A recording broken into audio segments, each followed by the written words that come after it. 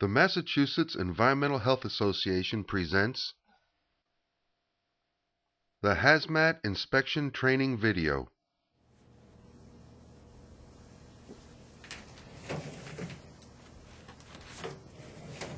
Meet Duncan McArthur, who will guide you through the steps of conducting an inspection.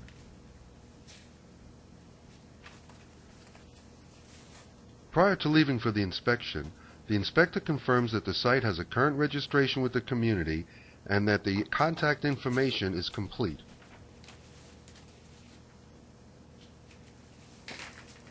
The inspector usually conducts a routine annual walkthrough inspection of each facility registered in the community and will also likely visit a facility upon report of a release or a spill.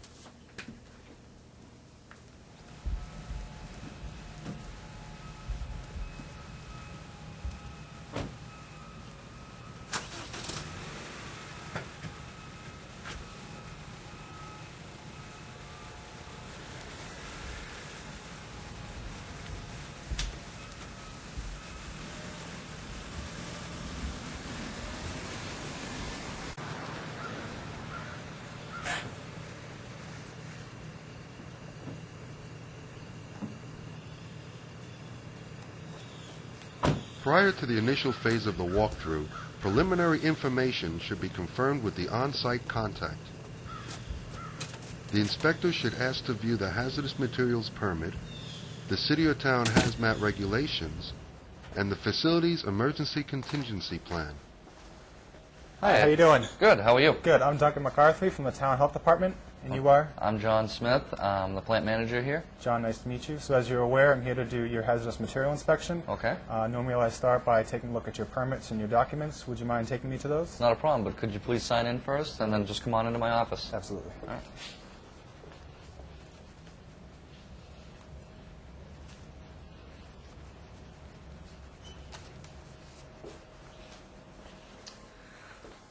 So how you doing? Good, how are you? Good, good. How's business been? It's been going great. Everything's been running really smoothly here. Good. All right, so first thing I'd like to take a look at is a copy of your hazardous material permit, a copy of the Town Health Department hazardous material regulations, and a copy of your emergency contingency plan. Okay, sounds good. Here's my emergency action. And here you go. All right. And here's my emergency action and my permits. Okay. All right, your permit, you're within date. That's Yep. good. And the health department regulations. Do you know everything that this entails? That is correct. We go over training for that. Okay.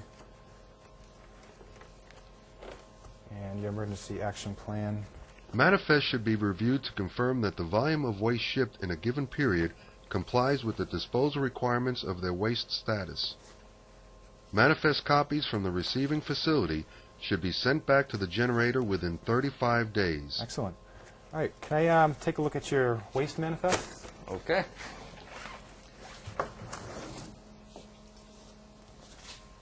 Thank you. As you can see, we're a very small generator. Yep. How often do they come? About once a year. Once a year. Okay, can I tell that Clean Harbors takes away your waste? That is correct. Okay. And are they your emergency spill responder? That is correct also. Okay. And from the manifest, it looks like that's where they dispose of the waste, is at their facilities. So, perfect. And how often do you get these back? 35 days? Yeah, it's pretty rapid response for the return on the manifest. I mean, we only generate enough of waste for one pickup a year. So, right. Okay. You know. All right. And I can tell by your emergency action plan, you guys are very detailed. Do you guys do training for employee training on going over that and personal protection equipment? Yes, that? we have a corporate training that's part of it is online. So the employee, including myself, has to log in and do anywhere from a 20-minute to an hour and a half training with a test following, and they receive a diploma. Some of those are actually issued credits for contact hours. Okay. And then some of it is hands-on training where I'll walk through the emergency action plan with the employee and say, what would happen if this happened? Okay. And then we go, we do a fire drill, we do the whole 9 yards. Okay. And personal protection equipment, hazardous material handling. Yep. You do this, I think you said that you go over this once a month. And for new employees, is that New employees, we go over it pretty severely in the first week. Okay. We actually won't let them touch anything until they're trained. Okay. Excellent. All right, so you guys are good with paperwork, and let's go take a look at the floor. Okay, great. All right.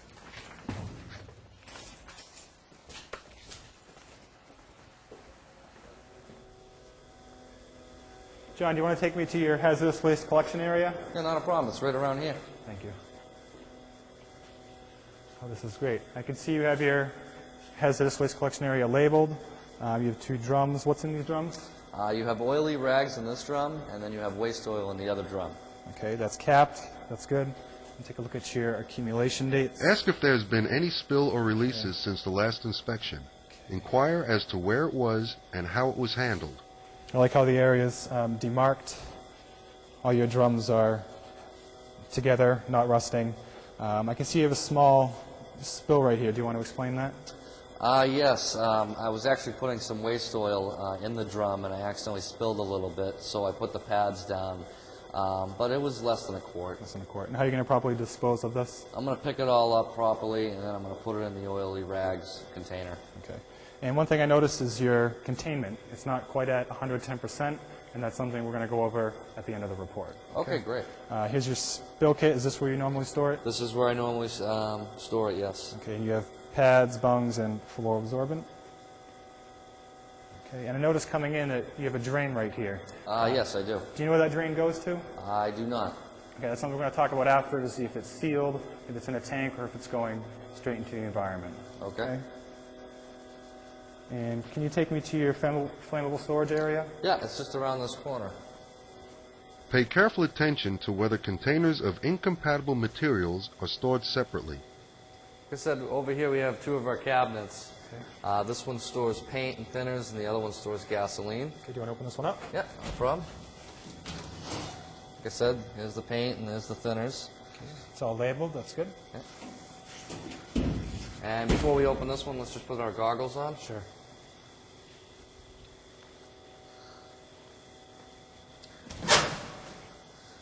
All the red containers store gas, and they are labeled, and then the yellow one down there is diesel. Great. So label 2. Okay, let's go take a look at the bulk storage area. Okay, just keep a hold of your goggles. You're going to need them for the other room. Great, thank you. And here we have our bulk storage tanks. I can see that they're labeled. That's great. I can also tell by looking at the floor, this room serves as a secondary containment area. In case these tanks pop open and leaks, this room will serve as a containment. So that's good.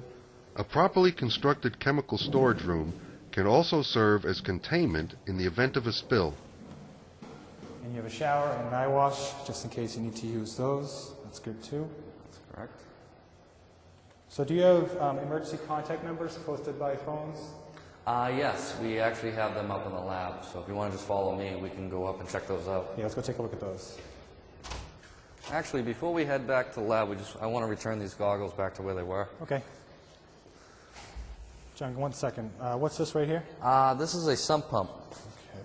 And where is this going? This goes back to the beginning of the process, so it gets treated. So nothing gets discharged back into the environment? That's true. Okay. And actually coming out of there, I saw that something's tagged out. Can we go take a look at that? Yep.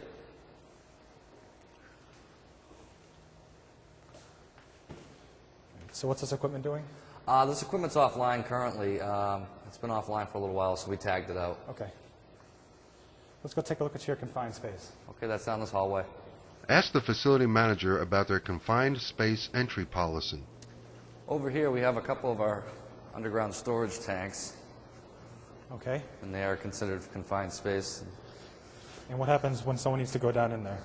We contact our confined space entry team, and they would go down there with all the proper PPE to do any service or anything like that needed to be done in here. Okay.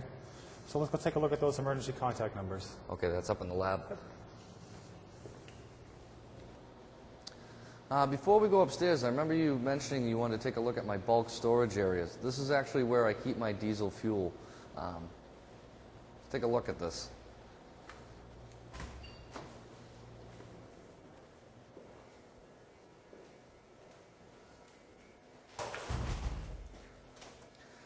This is our diesel fuel storage tank area. The room itself acts as a containment area in case of a spill. The fill is on the outside, and I can show you that during our outside inspection.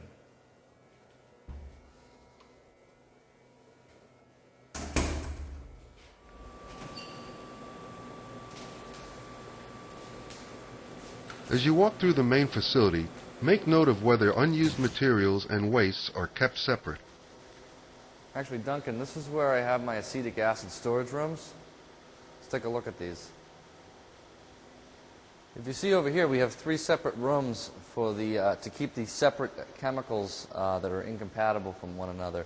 So, if you want, let's take a look in here.